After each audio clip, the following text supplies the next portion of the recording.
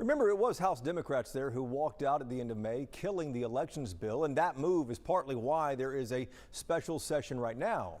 So what will House Democrats do next? State Rep Jessica Gonzalez is among those Democrats who left the chamber in May. She represents parts of Dallas and Grand Prairie. Representative Gonzalez, welcome to our program here. I want to ask you about the special session. The way I see it, Democrats just don't have a lot of options to stop anything. Am I missing anything here? You are not missing anything. The Speaker of the House created a new special committee where all the agenda items by the governor, they're going to go through that committee. It's a 15-member committee, and I believe that there are only six Democrats on there. And once Democrats vote to restore funding for the legislative staff and the legislature, et cetera, is there any reason for Democrats to stick around? I think that just depends. It depends on how quickly, well, in my opinion, no. Because a lot of the issues that the governor, put on the call are addressing divisive issues, bills that didn't get through the House for a reason, and critical race theory, which did pass, but we didn't go far enough on it. And so we saw what these issues did, and they were very divisive this last session. I think ultimately it just depends on what the process looks like when committee hearings start. And if the same behavior continues, then what happened this regular session? I mean, Democrats have to keep every tool in their toolbox as an option, and breaking quorum or denying quorum very well still continues to be an option that we're considering. And let's dive into that for a moment, because you were one of the House members who walked off the floor there at the end of the session and broke quorum, killing the elections bill.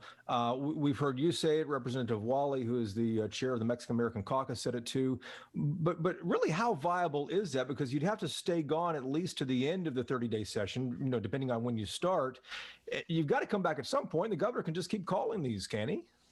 Yes, from my understanding is that he can continue calling us for 17 special sessions. So every 30 days up until, I guess, we would start the next legislative session.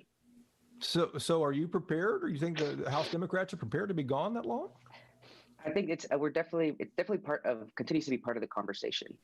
We just kind of have to wait and see. And final question here for you too: is there anything on the governor's agenda that he wants lawmakers to consider that you could find any support for? And I know that there's one item that references domestic violence, and I'm unclear as far as. And I believe it's a bill that he vetoed that now he wants to go back and address now. Why he vetoed it, it's unclear. But that's probably the only one that I can see me finding some kind of a bill that I would agree on.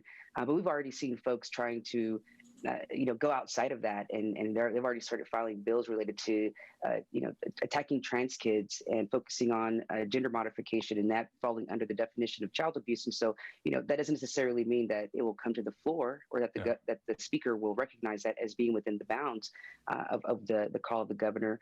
But that is the only portion. I mean, we all really wish that he would have put something on the call addressing the electric grid.